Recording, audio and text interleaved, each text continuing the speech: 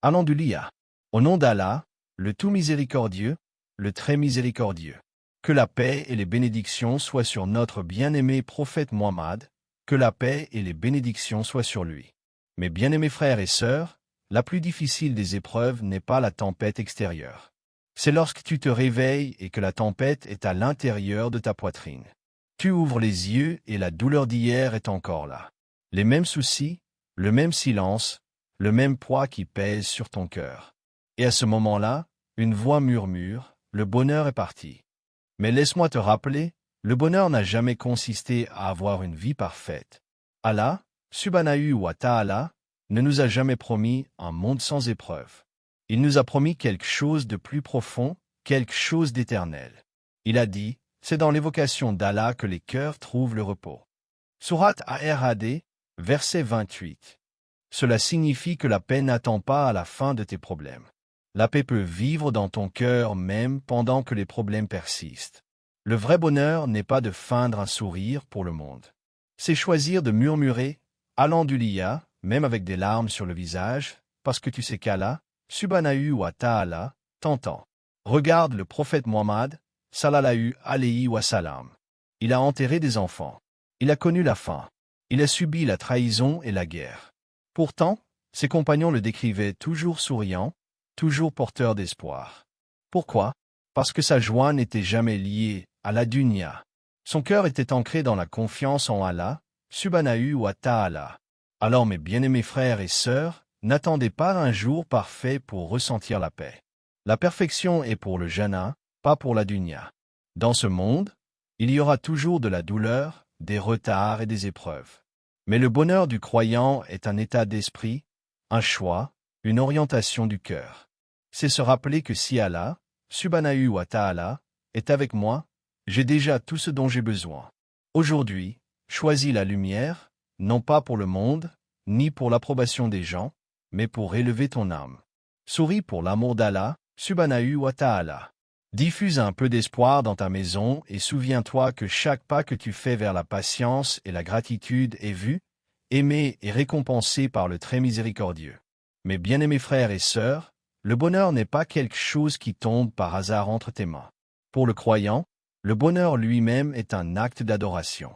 Il ne s'agit pas de rires incessants, d'une santé parfaite ou d'un monde sans douleur.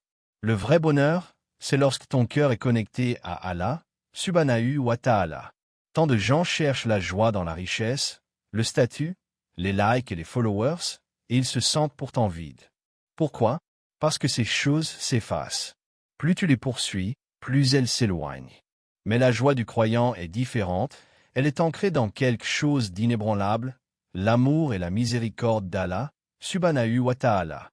Allah, Subhanahu wa ta'ala, nous dit clairement, ceux qui ont cru et accompli les bonnes œuvres auront des jardins sous lesquels coulent les rivières. Voilà le grand succès. Sourate Al-Buruj, verset 11. Remarquez comment Allah lie la joie non pas aux possessions, mais à la foi et aux bonnes actions. Le bonheur dans la foi, c'est arrêter d'attendre une vie parfaite pour commencer à vivre. Tu comprends que même dans la difficulté, Allah te guide. Même dans les retards, il te protège. Même dans le silence, il t'écoute. Cet état d'esprit transforme le cœur. Au lieu de demander « Pourquoi moi ?», le croyant dit « Guide-moi, fortifie-moi, pardonne-moi ». Le prophète Muhammad, sallallahu alayhi wa sallam, nous a montré cette réalité. Il n'a pas vécu dans le luxe. Des jours passaient où sa maison n'avait rien à manger excepté de l'eau et des dattes. Pourtant, on le décrivait comme le plus souriant, le plus plein d'espoir, le plus inspirant. Son secret était simple, son cœur n'était attaché qu'à Allah, Subhanahu wa ta'ala. Et c'est là que commence la vraie liberté. Lorsque ton bonheur dépend des gens, tu seras toujours déçu. Lorsqu'il dépend de la dunya, tu seras toujours agité. Mais lorsqu'il dépend d'Allah, Subhanahu wa ta'ala, rien ne peut te l'enlever.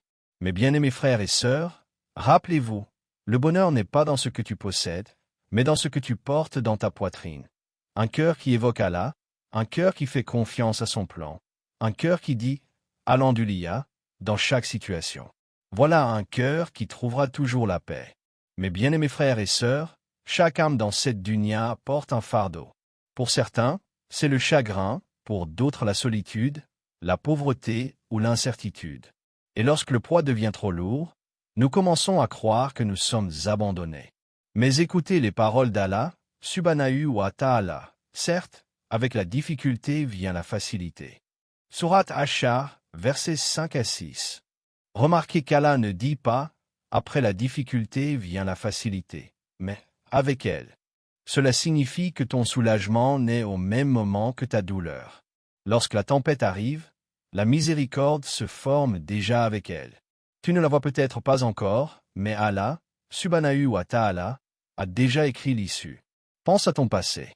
Combien de fois as-tu eu l'impression de ne pas pouvoir survivre, et pourtant te voilà aujourd'hui? Cela même est la preuve qu'Allah t'a porté lorsque tu pensais t'effondrer. Il te porte encore maintenant. Le prophète Muhammad, sallallahu alayhi wa sallam, a vécu cette réalité. Lorsqu'il fut rejeté à Taïf, lorsque ses ennemis lui lancèrent des pierres jusqu'à ce que ses pieds saignent, il ne les maudit pas. Au contraire, il leva les mains et se tourna vers Allah, Subhanahu wa ta'ala, avec des paroles de patience et d'espoir. Son corps avait mal, mais son cœur était vivant de foi. C'est le chemin du croyant, voir la difficulté non pas comme une punition, mais comme un pont. Et ne prends pas tes larmes pour de la faiblesse. Même le prophète, sallallahu alayhi wa sallam, a pleuré lorsqu'il enterra son fils Ibrahim. Il a dit, « Les yeux pleurent et le cœur s'attriste, mais nous ne disons que ce qui plaît à notre Seigneur. » Cela nous montre que la tristesse et la patience peuvent coexister. Pleurer ne signifie pas que tu manques de foi. Cela signifie que tu es humain. La foi, c'est lorsque même à travers tes larmes, tu continues à faire confiance à Allah, Subhanahu wa ta'ala. Alors mes bien-aimés frères et sœurs, lorsque la douleur semble infinie, murmure à ton cœur, cette tempête n'est pas éternelle. La difficulté n'est pas mon identité. C'est mon épreuve, mon polissage, ma chance de me rapprocher d'Allah, Subhanahu wa ta'ala. Et s'il a promis qu'avec la difficulté vient la facilité, alors la facilité est déjà en route. Mes bien-aimés frères et sœurs, l'une des clés les plus puissantes du bonheur est la gratitude.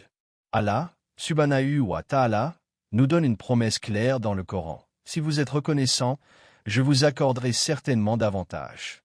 Sourate Ibrahim, verset 7. Il ne s'agit pas seulement de plus de richesse ou de bénédiction, mais d'une augmentation de la paix, de la perspective et de la proximité avec Allah, Subhanahu wa ta'ala. La gratitude ne consiste pas à faire semblant que la vie est parfaite. C'est entraîner le cœur à voir ce qui est déjà présent. Chaque souffle que tu prends est un cadeau. Chaque matin où tes yeux s'ouvrent est une nouvelle chance. La capacité de prier, de murmurer une doua, de ressentir la chaleur d'un sourire. Ce sont des bénédictions que nous négligeons souvent, mais ce sont des trésors. Beaucoup d'entre nous attendent de grandes victoires avant d'être reconnaissants. Nous pensons, quand j'aurai ce travail, quand ma doua sera exaucée, quand ma douleur prendra fin, alors je dirai Alhamdulillah. Mais le secret du croyant est différent. La gratitude n'est pas réservée à l'avenir. Elle se pratique dans le présent, surtout lorsque la vie est lourde. Le prophète Muhammad, sallallahu alayhi wa sallam, nous l'a montré par sa vie. Même lorsque la nourriture était rare, même face à la perte, il se réveillait la nuit et disait « Ô Allah, je te remercie et je te loue ». Sa gratitude n'était pas basée sur le confort, mais sur l'évocation d'Allah. C'est pourquoi son cœur était toujours en paix. La gratitude protège également le cœur de la jalousie et de la comparaison. Quand tu regardes les autres, tu peux avoir l'impression de manquer de quelque chose. Mais quand tu regardes ce qu'Allah, Subhanahu wa ta'ala, t'a déjà donné, tu réalises que tu es riche d'une manière que le monde ne peut mesurer. Et c'est cette petite habitude, chaque soir avant de dormir, énumère à voix haute 3 bénédictions.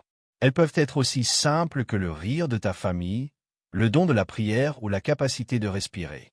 Quand tu les répètes avec « Alhamdulillah », ton cœur commence à changer. Les problèmes peuvent rester, mais ta perspective se transforme. La gratitude n'efface pas la douleur, elle l'allège. Et souviens-toi, mes bien-aimés frères et sœurs, que même la capacité de dire « Alhamdulillah » est en soi une bénédiction. La gratitude ouvre les portes de la miséricorde, augmente la baraka dans ta vie et invite la paix dans ton cœur.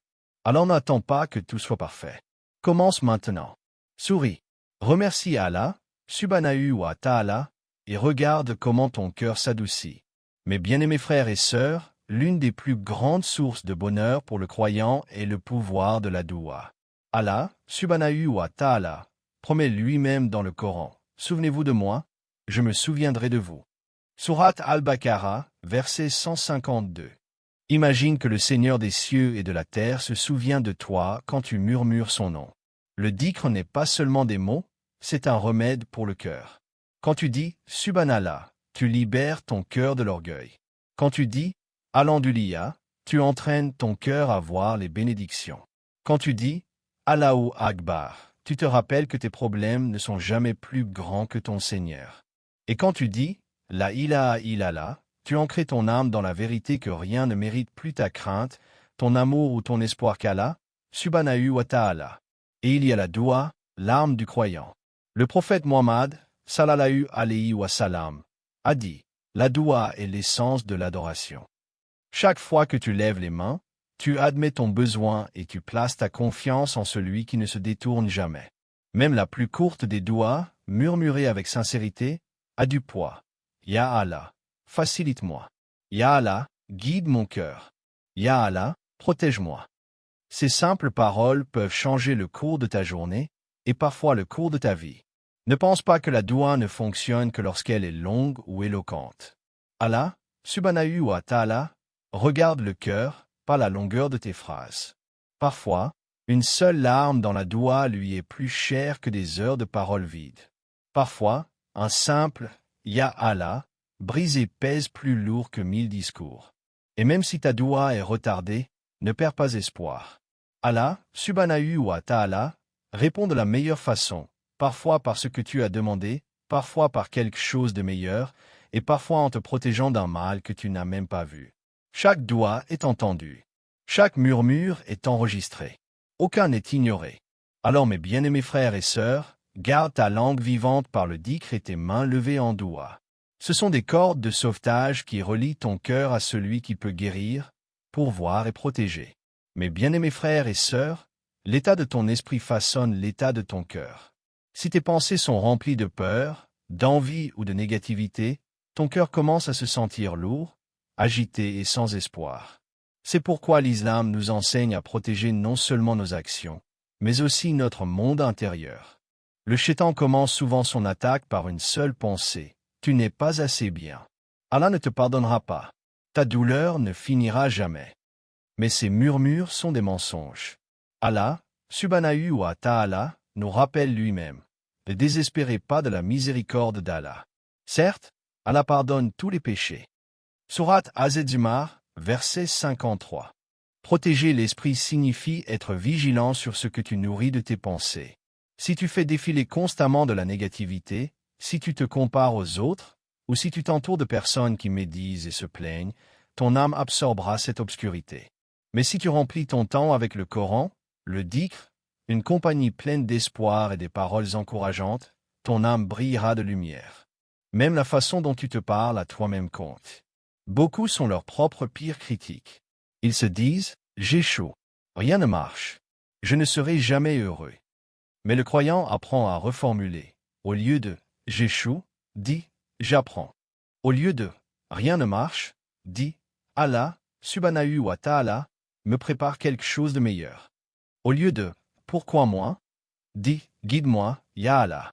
Le prophète Muhammad, sallallahu alayhi wa sallam, nous a enseigné la discipline émotionnelle. Même les jours de tristesse, il ne laissait pas la tristesse contrôler son cœur. Il pleurait, mais il priait aussi. Il s'attristait, mais il souriait aussi. Cet équilibre est la force du croyant. Une façon de protéger ton esprit est de commencer et de terminer ta journée par l'évocation d'Allah. Le matin, dis « Ya Allah, protège-moi de la tristesse, de la paresse et de l'anxiété ». Le soir, rappelle-toi 3 bénédictions de ta journée. Cette simple habitude entraîne tes pensées à remarquer la miséricorde plutôt que seulement la douleur. Mes bien-aimés frères et sœurs, souviens-toi que tes pensées sont comme des graines. Si tu arroses la négativité, elle grandira et consumera ta paix. Mais si tu arroses la gratitude, la foi et l'espoir, ton cœur s'épanouira dans la tranquillité. Protège ton esprit comme tu protégerais ton bien le plus précieux. Car le cœur suit l'esprit et tous deux appartiennent à Allah, Subhanahu wa ta'ala. Mes bien-aimés frères et sœurs, l'une des plus belles sunnas qui brille le plus dans les moments de douleur est la sunna du sourire.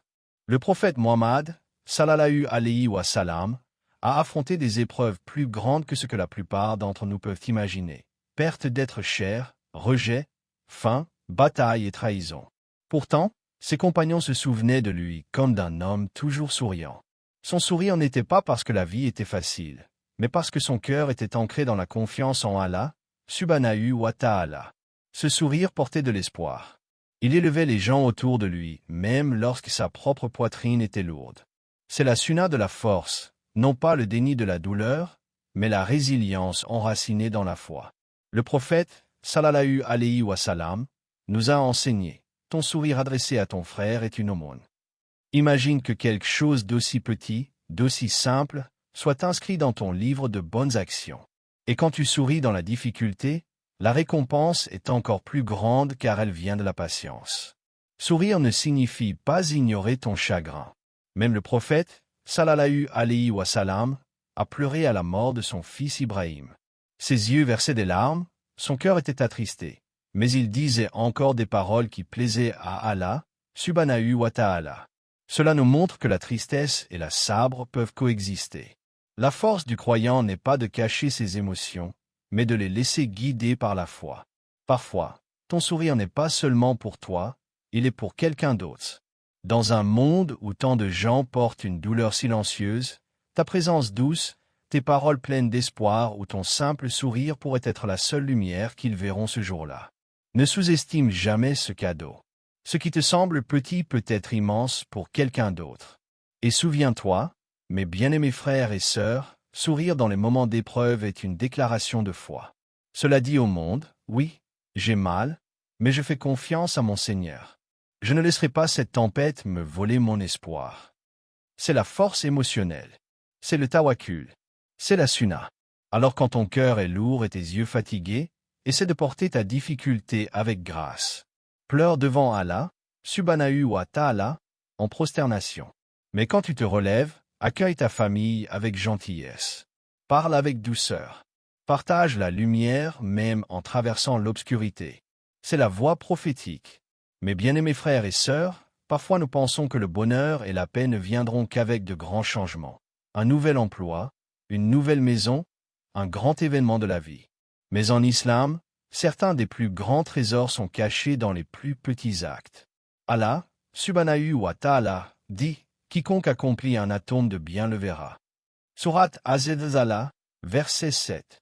Cela signifie que même le plus petit effort, s'il est fait avec sincérité, a du poids auprès d'Allah, Subhanahu wa ta'ala. Un sourire donné à ta famille, une parole douce quand tu voulais être dur, pardonner quelqu'un même quand tu es blessé, donner une petite pièce en charité que personne ne remarque. Ces moments simples sont des gouttes de lumière qui construisent un cœur rayonnant. Le prophète Muhammad, sallallahu alayhi wa sallam, nous a enseigné que la constance compte plus que la taille.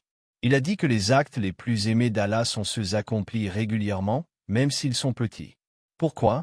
Parce que les petits actes faits avec sincérité façonnent l'âme chaque jour. Ils transforment ton caractère silencieusement jusqu'au jour où tu regardes en arrière et réalises que ton cœur s'est adouci, ta foi s'est approfondie et ta vie est plus légère.